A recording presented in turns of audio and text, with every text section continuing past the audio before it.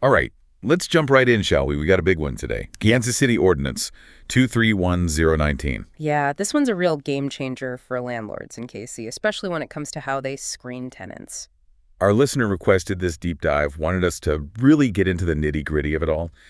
And having gone through the actual ordinance document, Dense. it is. And it's clear this isn't just some minor tweak, you know. This has the potential to really shake things up in the rental landscape over there. Absolutely. What's fascinating to me is how it really flips the script on the whole tenant screening process. How so? Well, it forces landlords to move away from those traditional pre-screening methods, the old ways of doing things.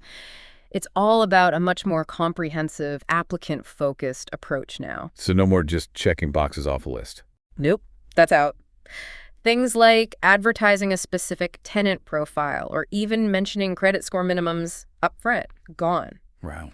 This ordinance is all about creating a level playing field, making sure everyone gets a fair shot, regardless of their background. Right, and a big part of that seems to be how the ordinance handles source of income as a protected characteristic. It covers a lot. I mean, we're talking everything from wages and rental assistance to child support and even those government-issued vouchers.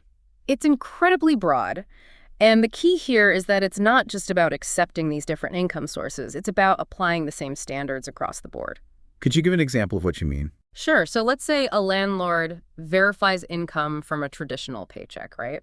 They can't then turn around and demand a different, maybe more difficult verification process for someone who receives income from, say, Social Security disability benefits. It's all about consistency. Now, one of the most interesting things I noticed in this ordinance is the end of what some people call the one-strike rule.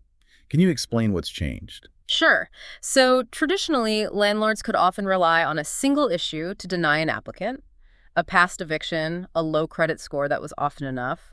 This ordinance changes that. So no more automatic disqualifications. Right.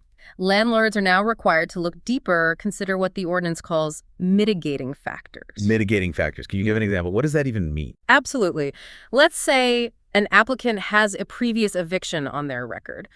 Well, the ordinance requires landlords to consider the circumstances surrounding that eviction. Was it due to a job loss during a recession? Was it a domestic violence situation? How long ago did it happen?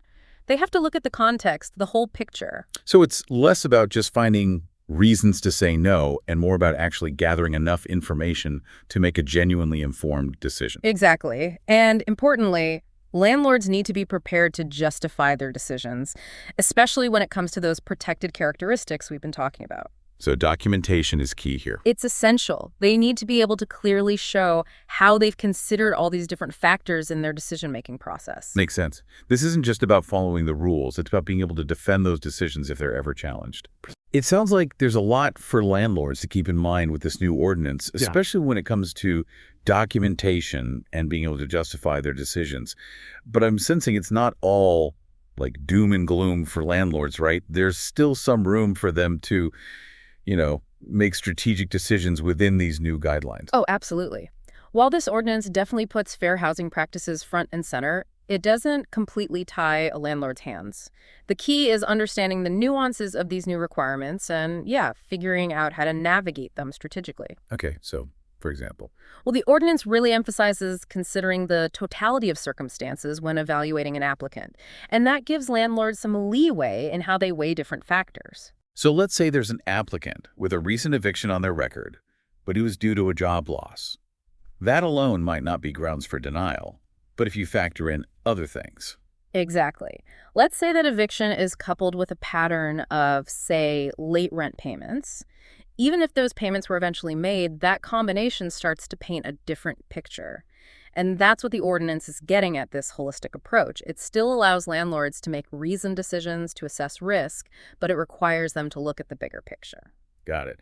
Now, I definitely want to talk about this Landlord Risk Mitigation Fund. It seems like a pretty significant part of the ordinance. What's the idea behind it?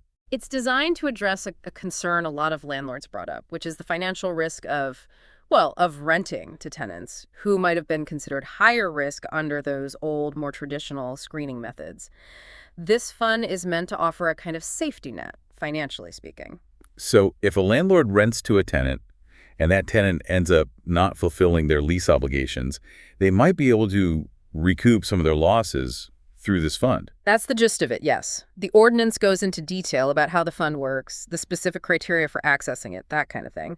But the main takeaway is that it aims to mitigate some of the financial risks that landlords might associate with this new, more holistic approach to tenant screening. Has there been any discussion about whether this fund will actually be effective, or has it been met with any pushback? Well, it's still early days. The ordinance is just being implemented, so it's tough to say for sure how effective the fund will be in practice. There have been some differing opinions, though. Some people argue it doesn't go far enough to really incentivize landlords to fully embrace the spirit of the ordinance, while others see it as a necessary step to, encourage participation, make the transition to this new model smoother. Time will tell, I suppose. It'll be interesting to see how that plays out. Yeah. Okay, shifting gears a bit. Let's talk about those government-issued vouchers, often called Section 8. The ordinance is pretty clear-cut about this. Landlords in Kansas City have to accept them. But are there any nuances to that requirement that we should unpack? Yeah, you're right. The ordinance is very clear about accepting those vouchers. Landlords in Kansas City are obligated to treat voucher holders just like any other applicant, give them the same consideration, and absolutely cannot discriminate. But does that mean landlords have to wait for the voucher process to play out, even though it's known for being, shall we say, a bit lengthy? That's a great question, and it gets to a key point. While landlords are required to accept vouchers, the ordinance doesn't force them to put their entire rental process on hold. So if there's another applicant who's fully qualified and ready to sign a lease, and the voucher program is still processing paperwork for a different applicant, the landlord isn't obligated to wait. Right, that makes sense. It protects voucher holders from discrimination, but doesn't put an unreasonable burden on landlords. Now, what about landlords who might try to sidestep the voucher requirement by, say, raising their rent really high to a point where a voucher wouldn't cover it? Is that something they can do? That's where things get, well, a little murky. The ordinance, while it pushes for fair housing, it doesn't actually dictate rental amounts. Landlords still have the ability to set their own prices, even if those prices end up being higher than what a voucher would cover. They're also free to set income requirements that are higher than what the voucher program might allow. It's a bit of a tightrope walk then. It is. The ordinance tries to find that balance, promote fair housing practices without completely taking away a landlord's control over managing their properties in a way that they see as, well, as financially viable. With all these nuances, it seems like landlords really need to be careful to make sure they're in compliance with this ordinance. Are there any specific actions or statements that would be considered a violation? Oh, there are definitely some things that might surprise landlords. For instance, even using subtle language in their advertising that suggests a specific type of tenant that's a no-go. Like what? Give me an example. Sure, so even phrases like looking for responsible renters or must have stable employment history, that kind of thing, those are all off limits now. Wow, it's stricter than I realized. So much of that traditional tenant screening process is out the window. What about those initial inquiries landlords get? Potential tenant calls, asks about the application process. What can a landlord say or ask at that point? That initial conversation, that can be tricky territory now. Landlords have to be really careful not to ask anything that could be seen as pre-screening. Asking about credit history, past evictions, even asking for proof of income before an application has been submitted. All of that's off the table. So no more like quick chats to get a feel for a potential tenant. It's a big shift. The ordinance really emphasizes a standardized, application-centric process. Every prospective tenant needs to be given the same information, the same application materials. It's about reviewing complete applications, not making judgments based on a phone call or a quick chat. It sounds like staff training is going to be super important for landlords, making sure everyone involved in the rental process understands all these details. Absolutely. From the person answering the phones to the folks showing properties, everyone needs to be on the same page about the ordinance and what it requires. They need to know what they can and cannot say, what they can and cannot ask, how to handle those early interactions with potential tenants without accidentally breaking the law. It feels like we're seeing a real turning point for the rental market in Kansas City.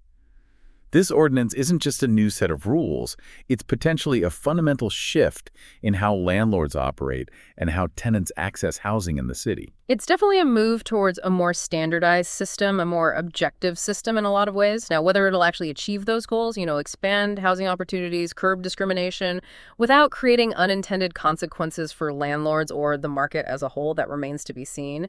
That's the big question, isn't it? Will this lead to more equitable access to housing, or will it create a whole new set of challenges? Exactly. It's a fascinating development, and it'll be interesting to see how it all plays out. Only time will tell, I suppose. Yeah. Well, for our listener who requested this deep dive into Kansas City Ordinance 231019, we'll leave you with this.